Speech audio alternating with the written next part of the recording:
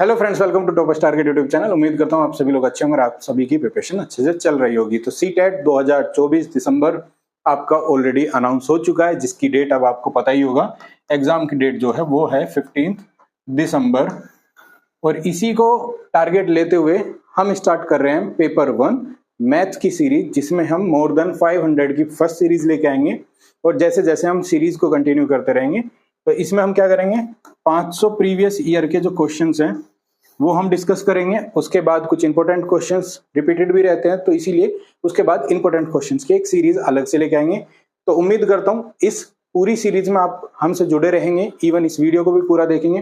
पहली वीडियो है जिसमें हम 20 क्वेश्चंस को के साथ स्टार्ट कर रहे हैं और इसी तरह 20-20, 30-30 क्वेश्चन करके हम मैथमेटिकल पोर्शंस को कवर करते रहेंगे और सभी क्वेश्चन स्टार्टिंग में जो होंगे वो प्रीवियस ईयर्स के रहेंगे। तो सबसे पहले देखते हैं पहला क्वेश्चन। तो पहला क्वेश्चन आप देख सकते हैं, इवन ये आप देख सकते हैं कि जो पेपर 1 है उसमें काफी बेसिक लेवल के क्वेश्चंस भी आपको देखने को मिलते हैं, लेकिन उसमें कहीं ना कहीं काफी टाइम क्या होता है, छोटी सी ट्रिक छिपी होती है। अगर वो आपने पकड़ लिया तो वेल एंड गुड, अदरवाइज वहां से भी आपको नुकसान हो जाता है। जबकि पेपर 1 काफी बेसिक आता है, इतना बेसिक कि अगर आप नॉन मैथमेटिकल वाले हैं तो भी आप काफी अच्छा स्कोर कर सकते हैं। तो इसीलिए ये पूरी सीरीज आप लोगों के लिए बहुत बेनिफिशियरी होने वाली है, क्योंकि सीटेट के आए हुए क्वेश्चन ही हम डिस्कस करेंगे स्टार्टिंग में। तो जैसे कि ये क्वेश्चन आपका 28 दिसंबर 2019 पेपर 1 का क्वेश्चन है, तो इसी तरह आपको ईयर वाइज या फिर मिक्स भी क्वेश्चन आपको देखने को मिलते रहेंगे। इवन हमारी प्लेलिस्ट में भी, पुराने प्लेलिस्ट में या फिर हमारे चैनल पे आप देख सकते हैं कि हमने पेपर जो ईयर वाइज भी कुछ क्वेश्चंस आपको मिल जाएंगे एज इट इज। तो शुरू करते हैं पहला क्वेश्चन, जिसमें लिखा है the total number of right angle in the English letter H and E. तो आपका जो एच है और ई लेटर है इंग्लिश में, इनके बीच में समकोण कितने बनते हैं ये काउंट करके बताना है। तो एक एक का काउंट करेंगे। जैसे कि इसमें देखिए, तो पहला जो 90 डिग्री का कोण बनता है, पहला, दूसरा, तीसरा और चौथा, तो इसमें बनते हैं 4 राइट एंगल। यहाँ पे 1, 2, 3 और 4, तो यहां से भी आपके कितने बनते हैं, 4। दोनों को जोड़ दिए तो सिंपली कितना बना, 8 ऐसे राइट एंगल्स बनेंगे जो कि आपके एच और ई अल्फाबेट में आपको देखने को मिल जाएंगे, जो कि आपका कौन सा है, 4th ऑप्शन ही करेक्ट हो जाएगा। इसी के साथ हम जाएंगे नेक्स्ट क्वेश्चन पे। क्वेश्चंस को इसी तरह आराम आराम से प्रॉपर एक्सप्लेनेशन के साथ चलेंगे। जब एग्जाम के क्लोज में होंगे तब जाके कहीं ना कहीं स्पीड को फास्ट करेंगे, अदरवाइज स्टार्टिंग में हम प्रॉपर मेथड जो रहना चाहिए उसको फॉलो करेंगे। तो नेक्स्ट क्वेश्चन है, किसी ड्रम में 263 लीटर 520 ml तेल है। इस तेल को एक ही माप के 45 बर्तन में भरा जाता है। इतने बर्तन से भरा जाता है 45 से। ऐसे 25 बर्तनों में कुल कितना तेल होगा। तो अगर हमारे पास कोई भी क्या है, एक ड्रम है जिसमें इतना तेल है, ठीक है। ये तेल की क्वांटिटी टोटल कितनी है, 263। ये है लीटर में और ये है ml में। तो डायरेक्टली अगर मैं इसको ml में कन्वर्ट करूंगा तो ये वैल्यू जो बनेगी ये बनेगी ml में, ठीक है। ये वैल्यू आपके पास किस में आई, ml में। इसके लिए कितने बर्तन यूज हो रहे हैं, 45। तो 45 जो बर्तन में कितनी वॉल्यूम आई, ये आपकी आई 263 520। तो आपका एक जो आपका क्या है, ये किसको कह सकते हैं, बर्तन में कितनी वॉल्यूम आई होगी, वो आई होगी 263 520 डिवाइड बाई 45।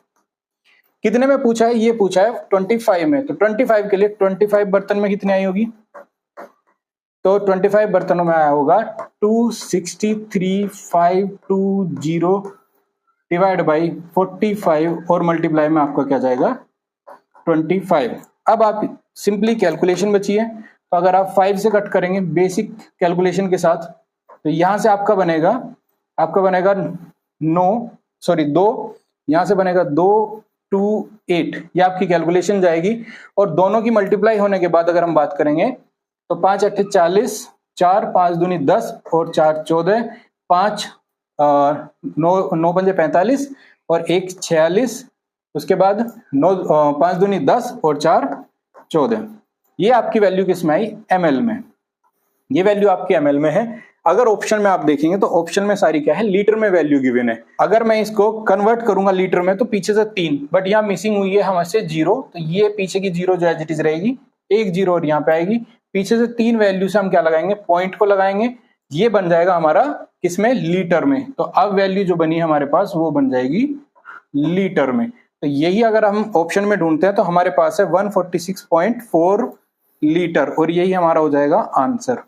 इसी के साथ हम जाएंगे नेक्स्ट क्वेश्चन पे। नेक्स्ट क्वेश्चन में लिखा है ब्रज के पास अपनी पसंद की भूमि को कवर करने के लिए 100 मीटर लंबा क्या है, एक तार है, तार था, वह सबसे बड़ी जमीन लेना चाहता था। तो सबसे बड़ा क्षेत्रफल को ग्रहण करने के लिए उसको निम्नलिखित में से कौन सी माप चुनना चाहिए। तो एक पर्सन है जिसके पास 100 मीटर लंबा क्या है, वायर है, 100 मीटर लंबा एक वायर है और वो चाहता है कि उसके साथ वो एक एरिया कवर करे, एरिया मतलब क्षेत्रफल कवर करे, तो जो कि सबसे बड़ा हो, सबसे बड़ा एक ऐसा एरिया कवर करे। ठीक है, तो ऐसे केस में आपके क्या हो सकता है, मल्टीपल, आप इसके कहीं ना कहीं क्या कर सकते हैं, जैसे रेक्टेंगल बनता है, क्योंकि आप इसी वायर को क्या करेंगे, टोटल जो परिमाप बनेगी इसकी परिमाप 100 जो है मीटर बननी चाहिए, ऐसे केस में जाता है। तो टोटल जो परिमाप है उसका क्या जाएगा 100 मीटर। तो ऐसे केस में क्या है, आप परिमाप अगर मैं रेक्टेंगल के केस में करूं तो क्या होगा 4a इक्वल टू क्या होता है रेक्टेंगल या स्क्वायर। तो जनरली अगर हम डायमेंशन बराबर मानेंगे तो आप डायरेक्टली देख सकते हैं, तो 100a इक्वल टू आ जाएगा आपका 25। तो आपका क्या होगा 25 इंटू 25 का अगर आप क्या लेते हैं, एक वर्ग लेते हैं, तो ऐसे केस में आपके पास जो गिवन क्या होगा, एरिया होगा, वो सबसे बड़ा होगा। इवन आप कैलकुलेट भी करके देख सकते हैं, 15 इंटू 35 को करेंगे, 30 इंटू 20 को करेंगे, 25 इंटू 25 को करेंगे और 5 इंटू 45 को करेंगे, तो आपको यहां से भी आंसर डायरेक्टली देखने को मिल जाएगा कि इनमें से कौन सा बड़ा सबसे आंसर रहेगा। लेकिन यहां से आप सीधा सीधा मान के चल सकते हैं, अगर आपकी ए और बी मतलब अगर रेक्टेंगल के केस में लेके चलते हैं, अगर दोनों इक्वल हैं, एक बड़ी या छोटी है तो कहीं ना कहीं कैलकुलेशन वेरी करेगी, अगर दोनों इक्वल है तो ही सबसे बड़ा एरिया कवर करेगा, और ऐसे केस में क्या होगा, वो एक वर्ग होना चाहिए, एक ऐसा स्क्वायर होना चाहिए। नेक्स्ट क्वेश्चन में देखते हैं, निम्नलिखित में से कौन सी संख्या 9 से विभाज्य है। तो ऐसी कौन सी संख्या है इनमें से जो कि 9 से पूरी पूरी कट जाती है, डिवाइड हो जाती है। तो 9 का जो रूल है, 9 का जो रूल है कि इन सभी का जो डिजिटल सम है वो 9 से कट जाना चाहिए। मतलब आपकी जो वैल्यूज गिवन है, ये आपकी जैसे पहले एग्जांपल के लिए लेते हैं 2 6 1 3 4 5, तो अगर सभी वैल्यूज को जोड़ दो एज इट इज, इसको बोलते हैं डिजिटल सम। अगर इनको सभी को आपस में जोड़ दिया जाए तो जो भी वैल्यू आएगी, सपोज ये x आई, इसको अगर 9 से डिवाइड करते हैं तो आपका रिमाइंडर जो है शेषफल क्या है 0 होना चाहिए, ये 9 का रूल कहता है। तो करके देख लेते हैं, सिंपल सा है। तो अगर हम देखते हैं 9 से कट होने के लिए, तो 9 6 और 3 क्या होगा 9 होगा, तो कट ही जाएगा।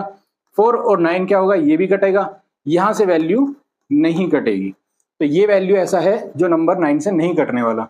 6 और 3 9 और आपका बना 5 1 6 और ये 6, ये 9 से कट हो जाएगा। नेक्स्ट क्या है आपका 6 और 3 9 और उसके बाद है आपका 6 + 5, ये क्या होगा नहीं कटने वाला। आगे भी आप चेक करना चाहे तो चेक कर सकते हैं, ये आपका क्या बना 7 और 7 14, ये भी आपका नहीं कटेगा। तो ऐसे केस में आपका कौन सा आंसर सही होगा, आंसर सही होगा 2 1 6 3 1 5, जो कि क्या होगा आपका 9 से पूरा पूरा कट जाएगा। तो हमने सिंपली क्या किया, डिजिटल सम निकाला और 9 से कट करके देखा, वो कट होता है, रिमाइंडर 0 आता है तो वो 9 से भी कट हो जाएगा। नेक्स्ट क्वेश्चन पे जाएंगे। नेक्स्ट क्वेश्चन में दिया है, नीचे दिए गई संख्या पैटर्न को देखें। ठीक है, 1 8 27 64 125 ये संख्या दी है और यहाँ पे वैल्यू क्या है मिसिंग है, यहाँ पे वैल्यू क्या है मिसिंग है। ये दो वैल्यू हमें फाइंड करके बतानी है, तो कंप्लीट करना है इसको। तो अगर आप देखें इस क्वेश्चन में तो आपको दिखेगा सबसे पहली है वैल्यू 1, उसके बाद आती है 8, उसके बाद आपके पास 27, उसके बाद है 64 और उसके बाद है 125। ये वैल्यू आपके पास गिवन है। अगर इस वैल्यू को आप देखेंगे तो ये कहीं ना कहीं आपको दिखेगा, ये 1 का क्यूब है, ये 2 का क्यूब होगा, ये 3 का क्यूब होगा, ये किसका 4 का क्यूब होगा और ये 5 का। तो नेक्स्ट वैल्यू क्या होगी 6 का क्यूब होना चाहिए और जो उससे नेक्स्ट होगी वो 7 का क्यूब होना चाहिए। सिंपल है, यही सीरीज जा रही है। तो 6 का क्यूब क्या होता है आपके पास 6 का क्यूब होता है 216। आप चेक भी कर सकते हैं, 6 × 6 36 और वापस से 6 की मल्टीप्लाई करेंगे 6 × 36 और 3 आपका हुआ 6 18 और 3 21। तो 216 तो आया आपके यहाँ पे, दो वैल्यूज हैं 216 216। अब आपको देखना है 7 का क्यूब, तो 7 का क्यूब होता है 347। तो आपका करेक्ट आंसर क्या हो जाएगा, ये होगा आपका फोर्थ, और यही आपका क्या होगा आंसर। नेक्स्ट क्वेश्चन पे जाएंगे। तो नेक्स्ट क्वेश्चन है हमारा, the difference between smallest LCM and highest common factor of 15, 20, 25। तो क्वेश्चन सिंपल है कि एक ऐसा नंबर आपको बताना है जो कि किसका डिफरेंस हो, हाईएस्ट कॉमन फैक्टर और लीस्ट कॉमन फैक्टर का। तो ऐसे नंबर का डिफरेंस बनाना है हमें कि जो ऐसा नंबर पहले फाइंड करना है जो दोनों से मतलब तीनों नंबर से प्रॉपर्ली कट हो जाए, साथ ही साथ वो छोटा सबसे नंबर निकालना है जो कि इन तीनों को कट भी कर दे। तो ऐसे केस में आपको सबसे पहले क्या फाइंड करना है, 15, 20 और 25। तो अगर आप यहां से नंबर निकालते हैं पुराने मेथड से, 3 से आप जाएंगे यहां से 5, 20, 25, ठीक है। इसके बाद आप करेंगे 5 से, तो 1, यहां से आपका है 4, ये बना 5, ये बना आपका 5, 4 और ये आपका 1, अब 2, 1, ये सॉरी 2 और ये 1 और ये 2, बाद में आया 1, 1, 1। तो आपके पास वैल्यू आई 2 की पावर 2, पावर में नहीं लिखेंगे, सीधा सीधा मल्टीप्लाई करेंगे। 2 दूनी 4, पंजे 20 और 5 जो होगा 100 और ये होगा 300। तो आपके पास वैल्यू बनी 300। एक ऐसा नंबर है जो कि इन सभी नंबर से कट हो जाएगा। स्मॉलेस्ट क्या होगा हमारा, स्मॉलेस्ट कॉमन मल्टीपल। अब हमें निकालना है क्या कि ऐसा नंबर, सबसे बड़ा ऐसा नंबर जो सभी नंबर को कट कर दे। तो आप इसमें देख सकते हैं कि सबसे जो कॉमन मल्टीपल नंबर बनेगा, मतलब जो कि हाईएस्ट कॉमन फैक्टर होगा, सॉरी, वो बनेगा 5। ये आपके पास क्या बनेगा 5। 5 से बड़ी कोई भी वैल्यू ऐसी नहीं है जो कि तीनों को कट कर सके। तो अगर हम 300 में से 5 को घटा देंगे तो हमारे पास वैल्यू आएगी 295। सिंपल है, 295 वैल्यू आई, और 295 को ही अगर हम ऑप्शन में देखते हैं तो ये आएगा आपके पास फोर्थ ऑप्शन, और यही हो जाएगा आपका आंसर। नेक्स्ट देखेंगे। नेक्स्ट क्वेश्चन है कि आपके पास 25454 प्राप्त करने के लिए 3 वैल्यूज दी हुई है के योग में से क्या घटाना चाहिए। हमें ये वैल्यू फाइंड करनी है, ये वैल्यू फाइंड करनी है, लेकिन इन तीनों को जोड़ने के बाद ऐसा इन तीनों के योग में से क्या घटाएं कि हमें ये प्राप्त हो जाए। तो देखिए, कुछ चीजों का क्वेश्चन को थोड़ा शॉर्ट करने का तरीका है। अगर आप डायरेक्टली ऐसे लिखेंगे और डिजिटल सम थोड़ा सा ट्राई करेंगे, मतलब डिजिटल वैल्यूज पे जाएंगे, यूनिट डिजिट्स पे जाएंगे, तो आप क्वेश्चंस को जल्दी कर सकते हैं। तो अगर आप यहां से देखेंगे कि आपके पास बना 9 दूनी 18 27, ठीक है, यहां बनेगा आपके पास 27, ठीक है। आपके पास बना 2, उसके बाद आपके पास 9 और 2 11। अब एक पॉइंट आता है, या तो पूरी कैलकुलेशन करते रहो, 11 है, आगे कैरी फॉरवर्ड हुआ 1, या फिर हमें क्या प्राप्त करना है इसके नीचे मैं लिख देता हूं एक थोड़ा सा गैप बनाने के बाद कि हमें प्राप्त करना था, ये बनेगा 4, 5, नेक्स्ट हमारे पास 4 और नेक्स्ट हमारे पास 5 और 2। हमें ये प्राप्त करना है, यही तो है जो घटाना है। इनमें से कुछ ना कुछ वैल्यू बनेगी जो कि वहां पे आनी चाहिए। अब आपको पता है आपके पास है यहाँ 7 और आपके पास है यहाँ पे 4। ऐसी कौन सी वैल्यू हो सकती है जो कि 7 में से मैं घटा दूं तो 4 आ जाए। तो आपको पता है वो होनी चाहिए 3 होगी। अब आपके पास है यहाँ 1 में से आपके पास क्या हुआ 5 आपके पास आएगा। तो 1 में से कब सब्ट्रैक्ट कर सकते हो, जब आप यहां से कुछ कैरी लोगे। आपने यहां से उधार लिया होगा तो ये बना होगा कितना 11 में से कुछ आपने सब्ट्रैक्ट किया होगा तो 5 बना होगा। तो 5 के बनाने के लिए आपको क्या सब्ट्रैक्ट करना हुआ होगा 6। ये वैल्यू एज इट इज आगे कुछ बनेगी। अब आप ऑप्शन में देखिए, तो ऑप्शन में लास्ट में 63 कहां दिख रहा है, पहले में नहीं दिखा, दूसरे में नहीं दिखा, तीसरे में भी नहीं दिखा, चौथे में दिख गया। तो अगर इस वैल्यू में से आप पूरा ये सब्ट्रैक्ट कर देते तो आपका क्या होता, ये प्राप्त हो जाती है वैल्यू। तो इस तरह से आप पूरी कैलकुलेशन ना करके आधी कैलकुलेशन में भी आंसर फाइंड कर सकते हैं। बाकी तो आपको ऑप्शंस में क्वेश्चंस के दिख जाता है कि आपके पास क्या अवेलेबल है। तो इस तरह से जाएंगे हम नेक्स्ट क्वेश्चन में। नेक्स्ट क्वेश्चन है, अक्सर H में बने सभी कोणों का योग बराबर होगा। तो आपके पास H है, H आपके पास कुछ इस तरह से है। इसका आपको पता है इसमें समकोण कितने होते हैं, वो है 4। तो 4 समकोण है, इसका मतलब मल्टीप्लाई 90। ये किसके बराबर हुआ 360 डिग्री के। तो h से बने जो एंगल है वो कितने हैं टोटल, वो है 360। 360 में से और इनमें से कौन सा ऐसा होगा जो मैच करेगा।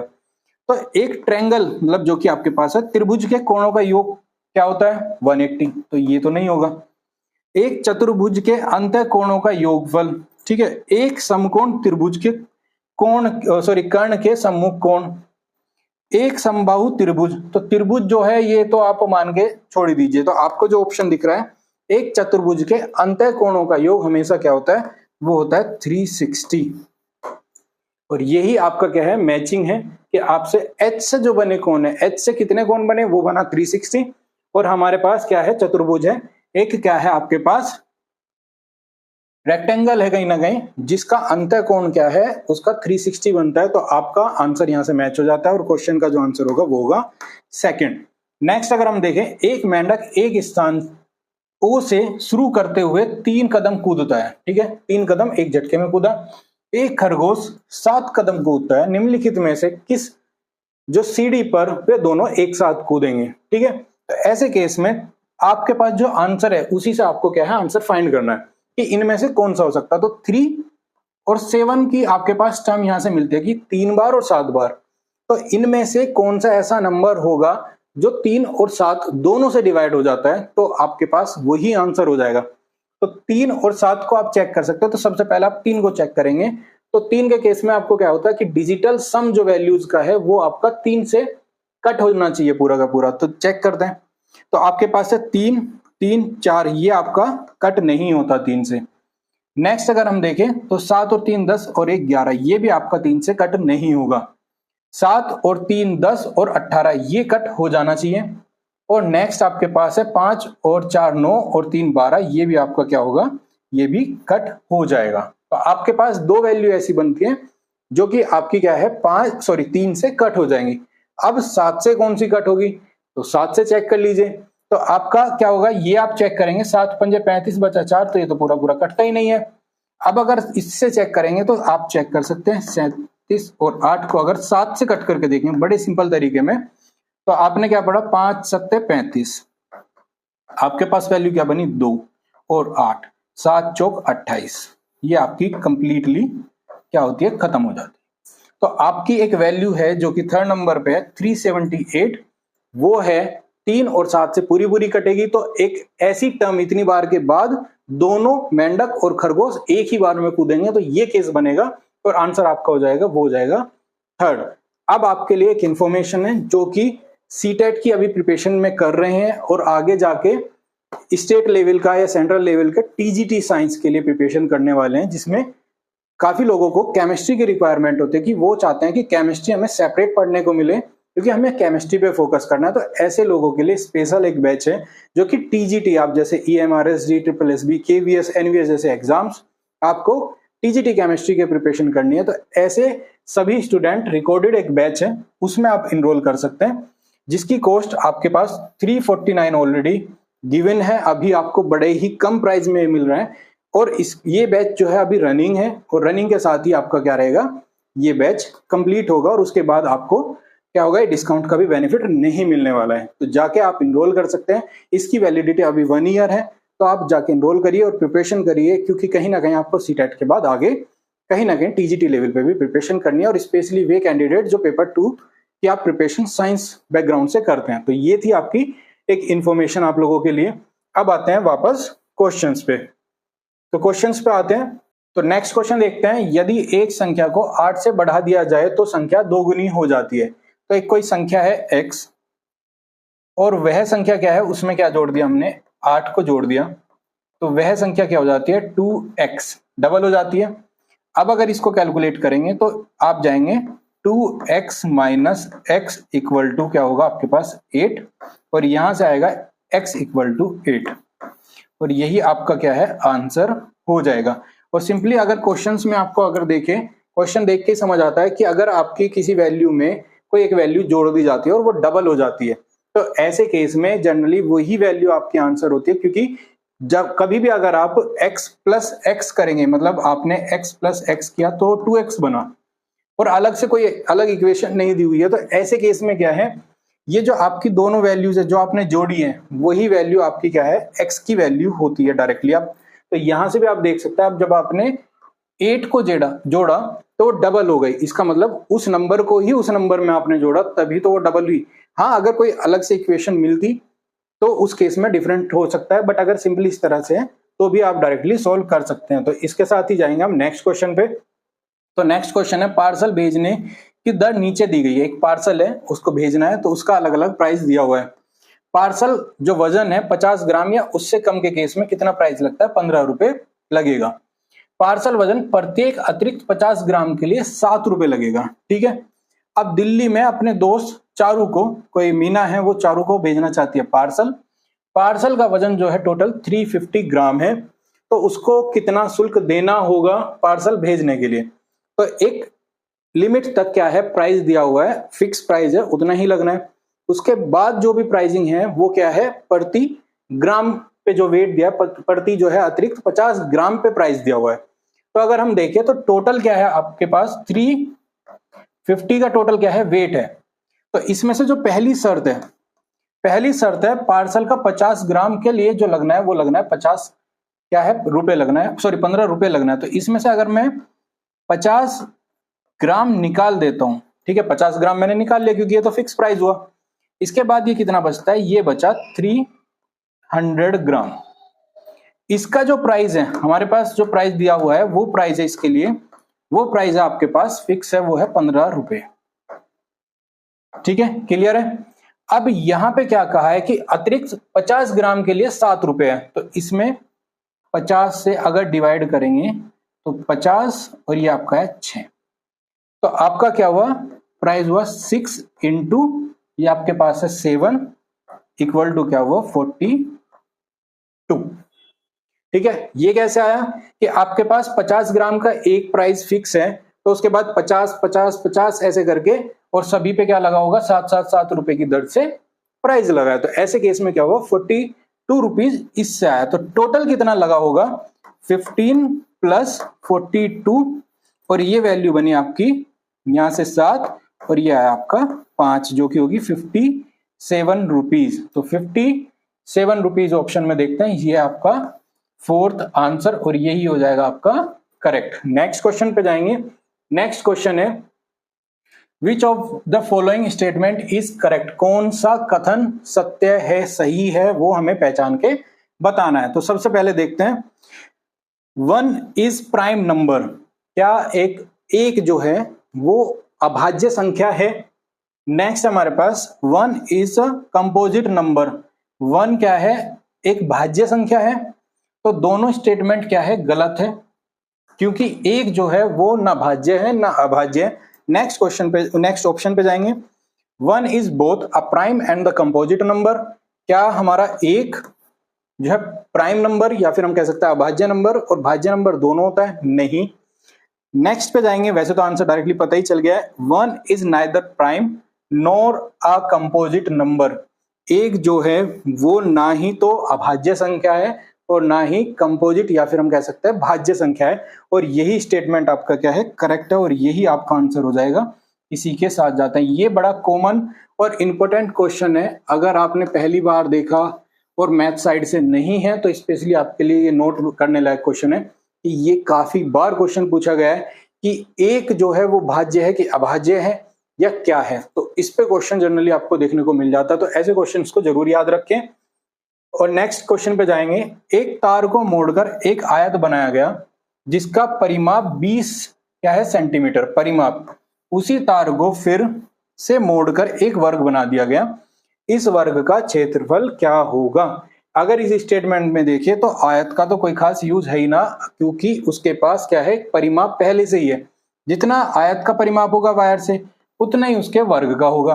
तो वर्ग का जो परिमाप है वो कितना है आपका 4a इक्वल टू क्या है 20, तो a इक्वल टू क्या हुआ आपका 5, आपके पास क्या आई स्क्वायर की साइड।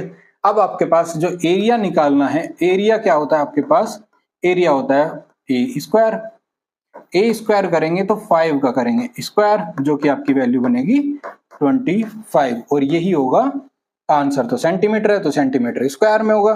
तो 25 देखें अगर ऑप्शन में, तो ये आपका हो जाता है सेकंड ऑप्शन करेक्ट, और यही हो जाएगा आंसर। क्वेश्चन नंबर 14 आ गया है, 14 आ गया। नेक्स्ट क्वेश्चन देखेंगे। एक खिलौना कार का मूल्य 35 रुपए है, एक केले का मूल्य 2.5 रुपए है, एक नोटबुक का मूल्य 25 रुपए है, नींबू के जूस के एक गिलास का प्राइस क्या है 12.5 रुपए। यदि अरुण के पास 50 रुपए हैं तो जो नीचे मतलब टोटल क्या दिया है, निम्नलिखित में से किस संयोजन के लिए उसके पास पर्याप्त राशि होगी। तो क्वेश्चन क्या कहता है, क्वेश्चन कहता है कि ये कुछ आइटम्स हैं, कुछ चीजें हैं जिनका प्राइस दिया हुआ है, और जो एक पर्सन है अरुण है, उसके पास क्या है 50 रुपए हैं सिर्फ। अगर वो इनमें से ऐसा कौन सा कॉम्बिनेशन यूज करे कि उसके 50 रुपए है वो पर्याप्त हो, पर्याप्त मतलब उससे ज्यादा, या तो पैसे 50 जो रुपए हैं वो इन आइटम्स के कॉम्बिनेशन से ज्यादा हो, कम नहीं होने चाहिए, या इक्वल हो। तो ये चेक करेंगे हम एक एक की वैल्यू से निकाल के। तो ऐसे केस में देखिए, सबसे पहले एक यहां से निकाल के चलते हैं। सबसे पहले एक नोटबुक, तो एक नोटबुक देखते हैं, एक नोटबुक का प्राइस क्या है। एक नोटबुक का प्राइस है 25 रुपए, 25 प्लस एक केला, एक केला का मूल्य है 2.5 प्लस, नेक्स्ट है जूस के 2 गिलास, जूस के 2 गिलास, किसका जूस के 2 गिलास, नींबू के जूस का एक का प्राइस है 12.5, तो 2 का हुआ 25, इक्वल टू अगर हम करें तो 25 25 आपका हो गया 50, और 50 से ऊपर हो गया 52.5। ठीक है। नेक्स्ट अगर हम देखें तो नेक्स्ट भी ऐसे करेंगे। एक खिलौना कार, एक खिलौना कार कितने की है भाई, ये है आपकी 35 रुपए की। नेक्स्ट क्या जोड़ेंगे, 2 केले, एक केले का मतलब है 2.5 रुपए, 2 का मतलब हो गया 5 रुपए। नेक्स्ट हमारे पास एक नोटबुक, एक नोटबुक कितने की है, एक नोटबुक है 25 रुपए की, ये आपकी है 25। तो अगर आप इसको डायरेक्टली जोड़ेंगे तो आपका मोर देन 50 हो जाता है। नेक्स्ट को देखेंगे अगर, तो नेक्स्ट को देखते हैं। नेक्स्ट के लिए हम जाएंगे, अगर हम देखते हैं नोटबुक, एक नोटबुक का प्राइस है आपका 25 रुपए,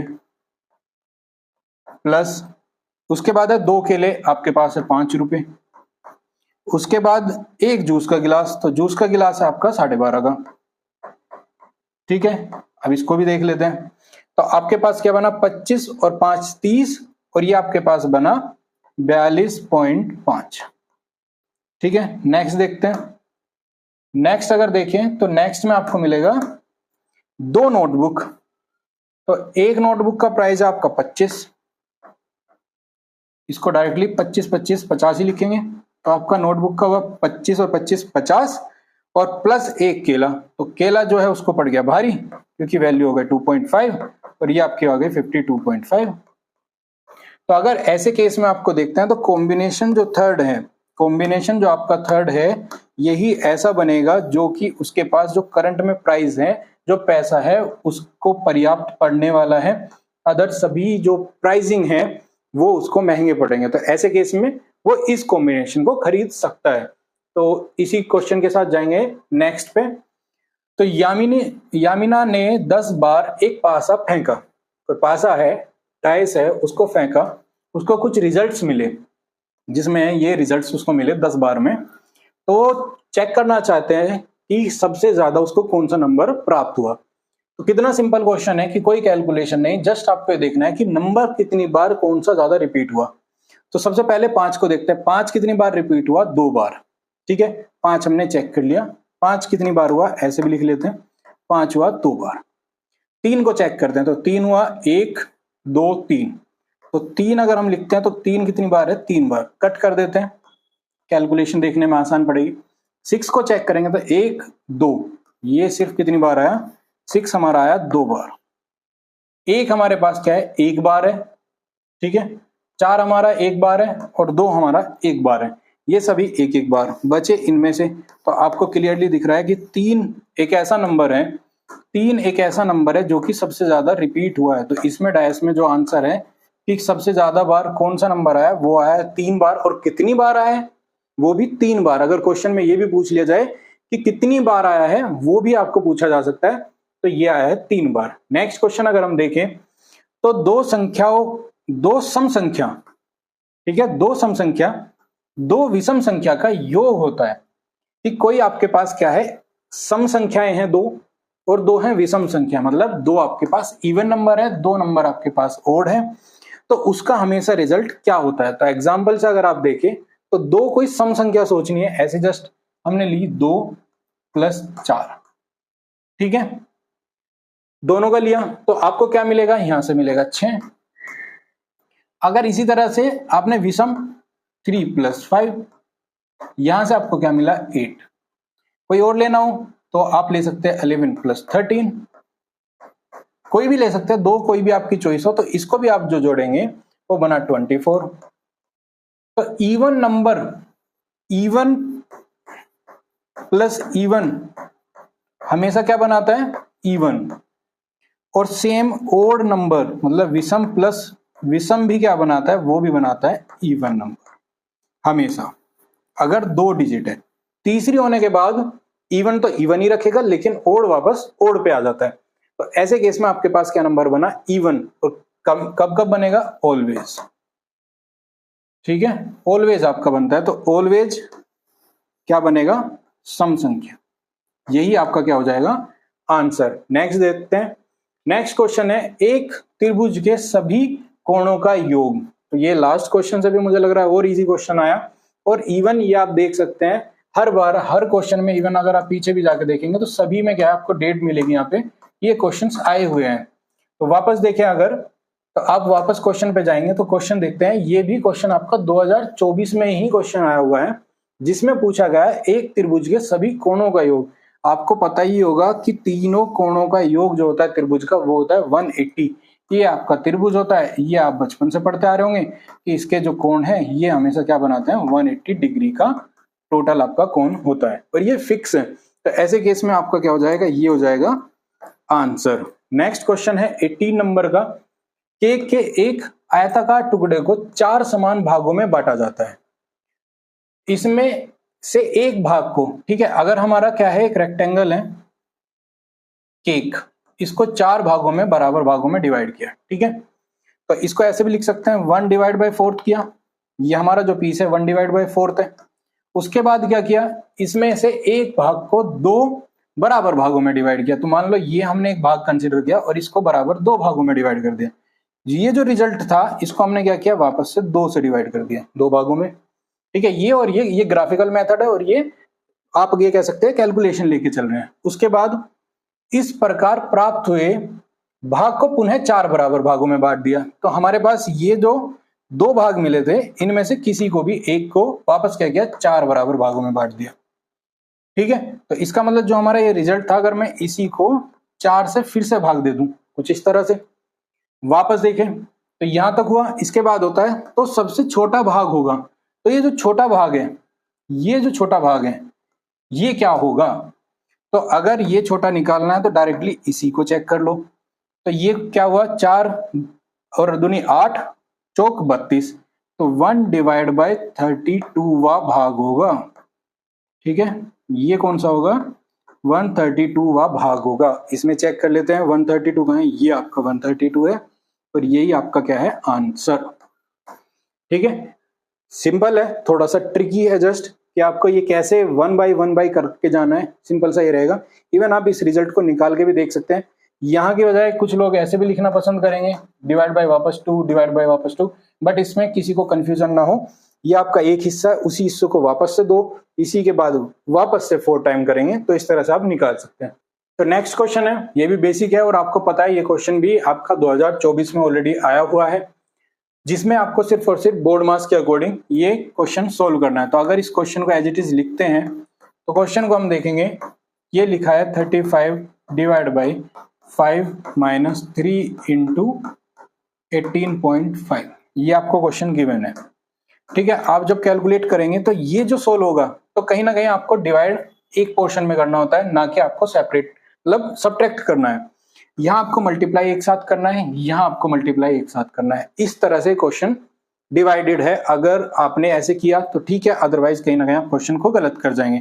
तो 25 पंजे 125 और 1.5 आपका हुआ 126.5 माइनस यहाँ बनेगा आपका 7, माइनस जाएगा वापस से 18 या 54 और आपका बना 55.5, ये आपकी वैल्यू बनती है। 0.5 से 0.5 सब्ट्रैक्ट होने में चला ही जाएगा।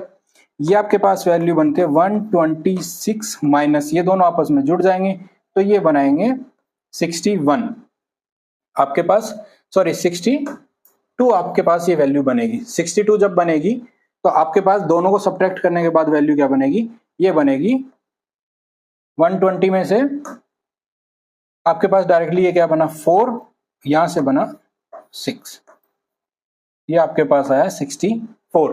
64 ऑप्शन में देख लेते हैं, ऑप्शन में 64 क्या है, वो है सेकंड, और यही आपका क्या होगा आंसर। ऐसे बेसिक से क्वेश्चन आपको हमने 2022-23 के कुछ क्वेश्चंस देखे, इवन 24 में भी क्वेश्चन आया, इस तरह के हमने क्वेश्चंस को देखा है। एक ये क्वेश्चन है, ये आपके लिए आप कह सकते हैं होमवर्क में है, आप कमेंट करिए, ठीक है, कमेंट करिए, जिसका जो आंसर होगा करेक्ट होगा उसको हम क्या कर देंगे, पिन करेंगे, और ये आपका होमवर्क रहा। और ये क्वेश्चन भी आपका 2023 में आया हुआ है पेपर 1 में। तो देखते हैं आप लोगों की प्रिपरेशन कैसी है, कितनी है। तो इसी क्वेश्चंस के साथ, क्या इस 20 क्वेश्चंस के जो वीडियो है सीरीज की पहली वीडियो के साथ, तो इस वीडियो में इतना ही। मिलते हैं नेक्स्ट वीडियो में नेक्स्ट टॉपिक के साथ। और इवन हमारे सोशल मीडिया प्लेटफॉर्म और स्पेशली हमारा टेलीग्राम को ज्वाइन करना मत भूलिएगा, क्योंकि सारी क्लासेस की अपडेट आपको यहीं मिलती रहेंगी। इवन साइंस की क्लासेस भी आपको जल्दी लाइव क्लासेस मिलने स्टार्ट हो जाएंगी, मैथ की क्लासेस भी आपको मिलती रहेंगी। बाकी कोई स्पेशल रिक्वायरमेंट रहेगी आपकी किसी टॉपिक पे तो वो भी आप पूछ सकते हैं, बता सकते हैं अपनी कोई भी राय, जिसके लिए आपके पास कमेंट बॉक्स खुला है। तो मिलते हैं नेक्स्ट वीडियो में नेक्स्ट टॉपिक के साथ। जय हिंद, जय भारत।